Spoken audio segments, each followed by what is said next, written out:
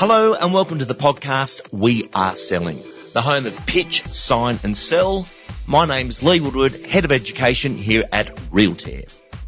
Over our last few episodes, we've had some great information in this short, sharp tip format, and we keep producing that depth of content. And one that will never go away, it will always be here in the future, no matter what you charge or what you do, there is always someone prepared to cut fees, cut rates. It's the easiest thing to do when you lack the talent to be good. And I think if you come from that perspective of, do I match it or do I get better than the challenge itself, the world opens up to you. And for many, many years, your entire career, you will always have this same situation pop up because there's people that will actually do it for nothing. And that really concerns our consumer out there. But joining us again, one of our greatest trainers in the real estate industry, Mr. Tom Panos, joins me for a coach-to-coach session. Tom, welcome aboard. Thank you, Lee. Thanks for having me on. This one's been around for 35 years that I've been in real estate, and it's not going away anytime soon, Lee. You know what it's like. You do a lot of training, speaking, Zooms now, and you know very well that anytime there's a Q&A session, anytime people are putting in the chat box, it's how do you overcome fee cutters? And it sort of makes sense that you might as well go pro at handling it because you're going to be faced with this every week in your real estate career if you're going to enough listing presentation. Couldn't agree more. Tom, when you're asked that question, what's the coachable moments from Tom Panos in giving advice to our listeners? Okay, so firstly, you might be surprised, Lee, when I say this, that I can't help it. Even the agents that sit up at ARIC, the ones that are getting the big trophies at awards nights, listen, if they gave you a heart-to-heart conversation, very few would turn around and say, hey, I never discount my fee, right? If they were being honest. So the one thing is, I just want to put people at ease to let them know it's not like you're an absolute loser because if you ever cut your fee, you're not at the standard of the best. I just think to myself, Lee, that you probably don't have to cut it as many times as you probably do, right? Because I think a lot of people, firstly, Lee, walk into a listing presentation with the wrong mindset. Question number one, are you a house price maximiser or are you a fee minimiser?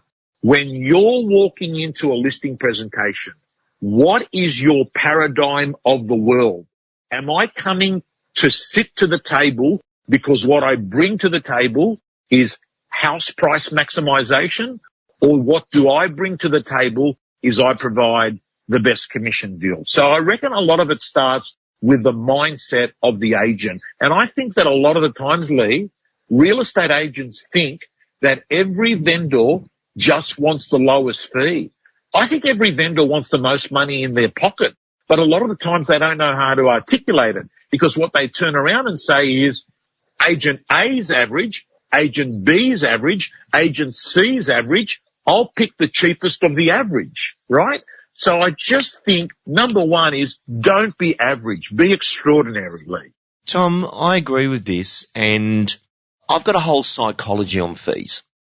And I've thought about this my entire career in all types of work I've done. Prior to real estate, Tom, I was a plumber.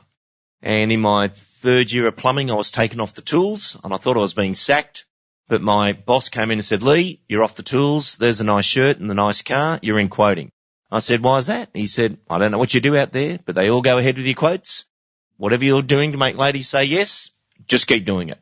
I didn't know what I was doing other than listen well, turn up on time, be genuinely interested in the renovation, the bathroom renovation, the kitchen. I can see what you're trying to do here.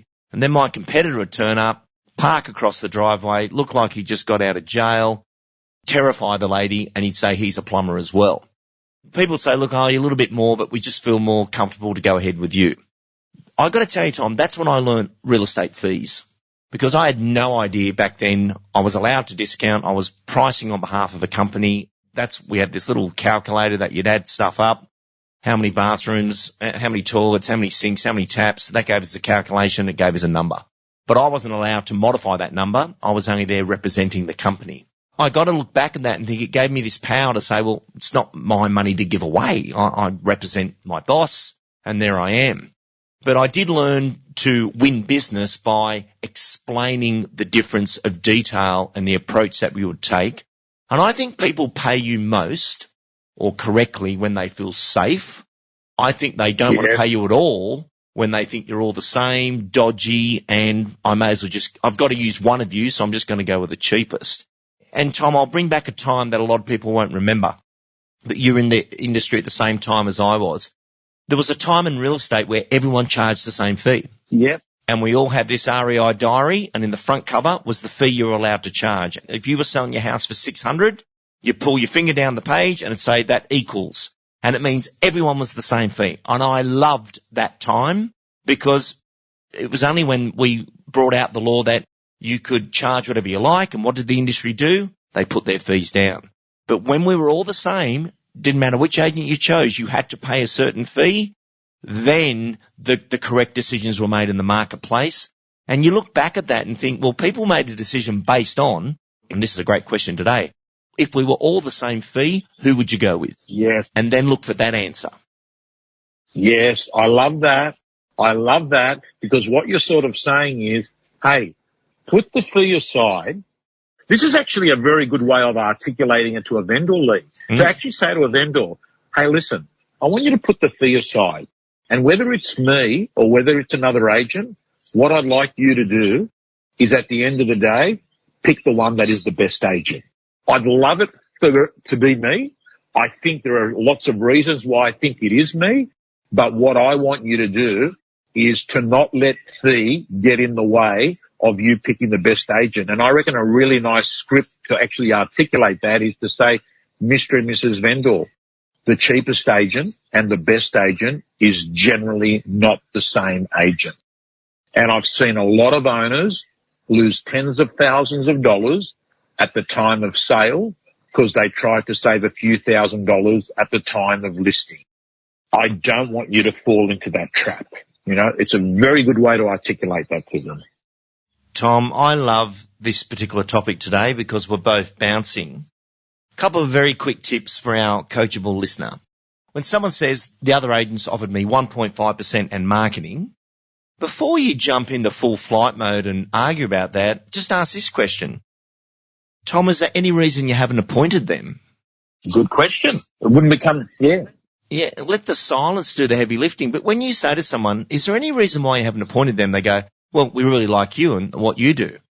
Okay, and thank you for giving us that opportunity. And you must be very close to making a decision to going ahead with us. Otherwise, you wouldn't have brought this up, and I appreciate you bringing it up. And if we just hop out of dialogue for a second, why would someone be telling you that fee and condition, and yet they haven't gone with it? They can only be telling you because they didn't want to go with them. But I think we read it the wrong way, Tom. We think that's an objection. It's actually a question. It's not an objection. If you read it wrong, you'll play it wrong. Lee, I'd extend and say, not only is it not an objection, not only is it a question, it's actually probably a plea to say, I really want you to help me work through this, right? I'd be more worried about the ones, Lee, that are smiling and saying, yeah, that sounds great. Leave it with me. I'll come back to you. That's right? right. They're the ones I'd be worried about, you know? And I've done that before in my training business when they've said, Tom, leave it with me and I'll come back to you. I've said, you probably won't. And then they've been sort of shocked because I sometimes think to myself, if there's something that needs to be brought up to the surface, let's bring it up here while we're talking, instead of having to do it on the phone in a few weeks' time. Look, the last thing I'm going to say on this topic about fee negotiation, if you practically look at it, it's probably the thing that's the least pressure to make a decision at the time of listing because that fee won't be paid till a vendor accepts a price that they're happy with and signs the contract of sale at that price. So a lot of the times you're actually just talking about hypotheticals, right? So I think sometimes you can take the pressure and say to the vendor, hey, listen, we're sort of sitting here and we're debating 0.5%. But the truth of the matter is that, if we're 5% better off than the other agents, which we think we are, but we're 0.5% dearer, you're still 4.5% better off going with us. But there's no pressure now, because the truth is you're not paying us any commission till we actually get a resolution to this sale that you're happy with, Lee. Yeah. And Tom, this brings up my final point, because I just love this tip. You've got to know how to shift the conversation from the percentage. So a classic is property management. They'll say, what are your fees? Oh, we're 8%, but we'll do it for 6.5. Versus if you were my investor, Tom, and you said, Lee, so what's your fees? Well, Tom, on a property like yours, assuming all the safety checks are okay, it's going to be about $1,700 a year, and that includes all 5 of us. That feels different, doesn't it? Versus 100%. The percentage. So going to an annual 100%. in PM works beautifully. In sales, when people say, well, we've been offered these cheaper fees and cheaper rates, and you've done these, only reason why you didn't appoint them, and so forth. Then you just take it away from that and say, and I'll just pause for a second, what we've got to take it away from here is the money. Because they're thinking, how much am I paying you to do the job? And some agents will even say, I want your business. And that's a really interesting term, I want your business, because it's got an old connotation to it. Versus, Tom, parking the fees aside at the moment, because you'll make your decision there of which way you want to go, and I'll accept your decision. But let me do the right thing by your property. Here we are with a home at great value. It's going to go very well in a marketplace. But I've done 4 or 5 of these in the last 6 months. And I want to represent your property. And I think the buyers out there right now would expect to see a home like this with me, because I've had good success in this channel of the marketplace, where other agents have been in all different channels of the marketplace. I've done a lot in this area. And I really want to represent you because I think I can get you a great outcome in result. And then that fee is only a contingency fee. You pay me that if I get the result. If I don't, you pay me nothing. And Tom, I can't be fairer than that, but I do think I'm a good match for your property. Would you allow me to commence the process? I reckon if people that are listening to this podcast probably listen to it one more time, have a pen and paper out, jot a few of your own internal points as you're writing it out, because what you want to do is you want to internalize a lot of the language and the approach that we've touched on here, Lee, and you want to make it sound like you're having a conversation with a friend at a cafe. Yeah. You don't want to sound scripted and dialogue, because there's no authenticity in that. You want to use 30 seconds, not 5 minutes. You want to use 50 words, not 1,000, and you want to make it really easy for the owner to understand that house price maximisation far exceeds what their pocket figure is than fee minimisation, Lee. Love that, Tom. And that gives her that final cracking line of, with a property of this level, the worst thing you could do is put the wrong agent in front of the right buyer. Because that's the leakage. That's the killer out there, that, the agent's on a crap deal, so he does a crap sale, versus, now I want this owner to refer me 5 or 6 times from here. I'm going for gold. I'm going for the record sale. Top agents think that way. And the difference between a good result and an average result is 10%. That's a lot of money on a home of this level. Oh, Lee, in this marketplace, typical price across Sydney, 10%. We're talking about $100,000. Yep. That's a lot of money at. Well, Mr. Tom Panos, this was the biggest request for the coach of the coaches to do the all best fee cutting situation. What do you do? Another great program. And Tom, thanks for being part of it. It's been an absolute pleasure, Lee. Favourite topic. We could have spoke all night about this topic, because we know that agents can get better at where they are with it. So, absolute pleasure, Lee. Thank you, Tom. And that concludes another edition of We Are Selling. For those of you enjoying the podcast, Realtair is about tech and technique.